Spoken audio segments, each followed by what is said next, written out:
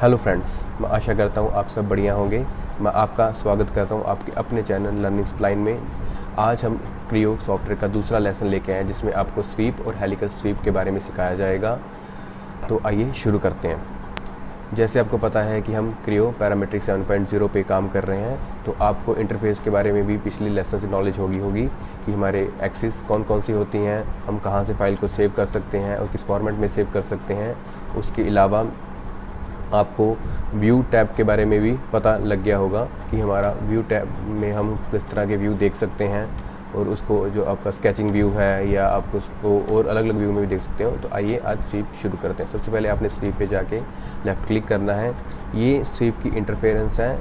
इस इंटरफेरेंस के अकॉर्डिंगली आप अपना स्वीप कमांड को जनरेट कर सकते हो कि आपने आपकी रेफरेंस कौन सी, अपनी सेक्शन कौन सी। तो बेसिकली हमने इसमें दो चीज़ें लेनी होती हैं, एक रेफरेंस और एक सेक्शंस। तो उसके लिए हमें स्केच में जाना पड़ेगा, अपना प्लेन सेलेक्ट करेंगे। प्लेन सेलेक्ट करने के बाद हम स्केचिंग व्यू में जाएंगे। सबसे पहले हम एक रेफरेंस लेंगे। रेफरेंस के लिए हम यहाँ पे स्प्लाइन यूज़ कर रहे हैं। स्प्लाइन एक तरह की आपकी मल्टीपल कर्व होती है। तो यहाँ पे आप देख रहे हैं कि मैंने राइट क्लिक करके स्प्लाइन को शुरू किया और राइट क्लिक करते करते स्प्लाइन को एक शेप दी है और उसके बाद स्क्रॉल को क्लिक करके ये एंड कर दिया। अब ये हमारी स्प्लाइन बन गई, हमारा एक रेफरेंस बन चुका है। तो ये रेफरेंस बनाने के बाद हम स्वीप में जाएंगे। अब यहाँ पे हमारा जो स्केच ऑप्शन है वो जनरेट हो चुका है। तो यहाँ पे हम उस स्प्लाइन के परपेंडिकुलर एक सेक्शन लेंगे। वो सेक्शन आपका किसी भी शेप हो सकता है, आपका रेक्टेंगल हो सकता है, सर्कल हो सकता है, एलिप्टिकल हो सकता है, जैसे आपको नीड है। तो हम बेसिक एक सर्कल लेंगे, इसमें उसके सेंटर को लेके जहाँ पे हमारा वो जनरेट हो रहा है वहाँ पे हमने एक किसी भी डिमेंशन का कोई भी सर्कल आप ले सकते हो। जैसे हम यहाँ पे 30 mm का एक सर्कल ले रहे हैं। अब जब हम ओके करेंगे तो यहाँ पे एक आपकी स्वीप जनरेट हो चुकी है। उस सेक्शन ने उस जो रेफरेंस हमने दिया था उसने शेप ले ली है। तो इसको हम सॉलिड भी रख सकते हैं और सरफेस भी रख सकते हैं, एज सच जैसे हम एक्सट्रूड और रिवॉल्व में करते हैं। सरफेस में आपको पता है कि वो होल हो जाएगा, सॉलिड में वो सॉलिड रहेगा। तो ये आप देख सकते हो कि ये हमारा एक स्वीप बन चुकी है, एक पाइप जैसा बन चुका है। तो इसके थ्रू आप पाइप्स बना सकते हो, डक्ट्स बना सकते हो अलग अलग शेप के। तो इसमें अलग अलग ऑप्शंस होते हैं कि आपने किस तरह, मतलब जो आपका सेक्शन है वो किस तरह ट्रैवल करे थ्रू द रेफरेंस, वो भी आप रेफरेंस में जाके चेंज कर सकते हो। तो आप देख सकते हो कि हम इस तरह हम स्वीप कमांड जनरेट करते हैं। और उसके अलावा हमारे पास एक और ऑप्शन होता है यहाँ पे थिकनेस का। जैसे हम सरफेस में जाते हैं तो वो एक 0 डायमेंशन थिकनेस जनरेट करता है, पर हम जब इस सेटिंग में जाके थिकनेस कमांड में जाते हैं तो हम अपनी मर्जी से कोई भी थिकनेस ले सकते हैं। जैसे मैंने यहाँ पे 5 थिकनेस ली, तो वो 30 के ऊपर ये 5 की थिकनेस हमारी बन गई है।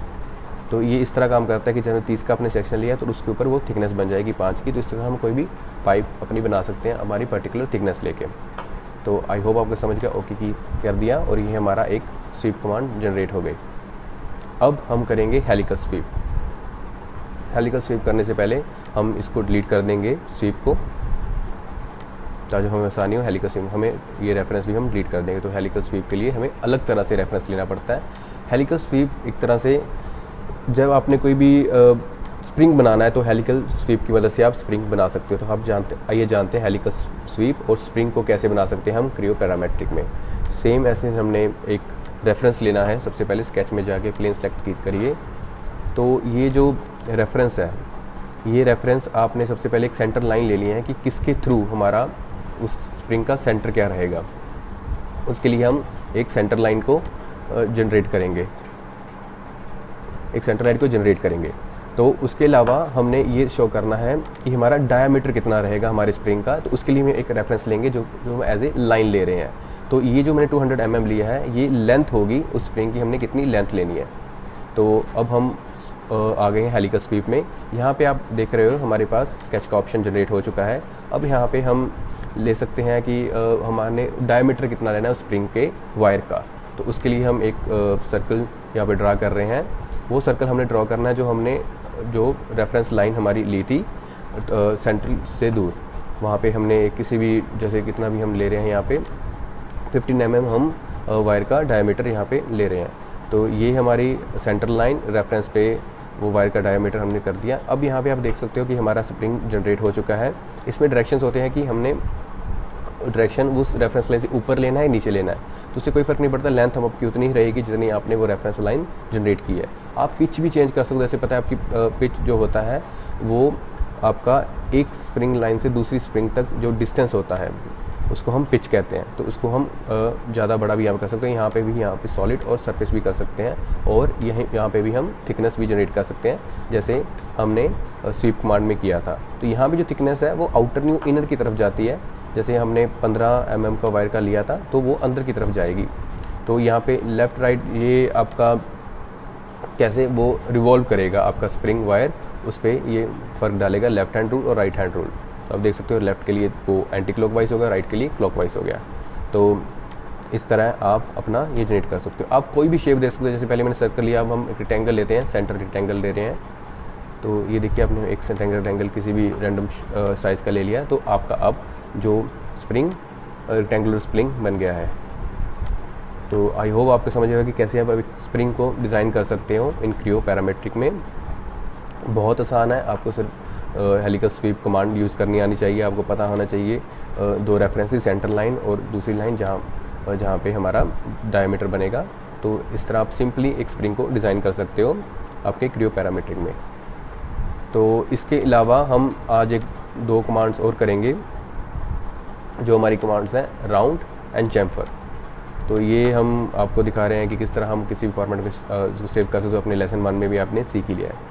तो अब इस पर हम राउंड्स और चैम्फर लगा के आप दिखाएंगे। राउंड आपके ये कॉर्नर्स पे लगते हैं, जैसे आपका कोई भी कुछ आप मशीन डिज़ाइन कर रहे होते हैं, आपको कॉर्नर्स आपके उसके शार्प है तो उसको आपको राउंड करना है, तो उसके लिए आप ये राउंड और चैम्फर यूज़ कर सकते हो।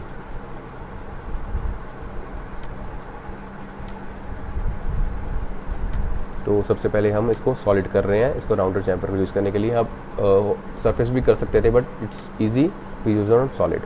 तो सबसे पहले हम उस लाइन को लेंगे। वो लाइन यहाँ पे जो एक कंटिन्यूस लाइन आपकी जा रही है वो ये लाइन है जो हमने सेलेक्ट की है। अभी आप देख रहे हैं यहाँ पे दो हमने लाइन सेलेक्ट की, अब ये तीसरी सेलेक्ट कर रहे हैं। यहाँ पे आपका राउंड जनरेट हो चुका है।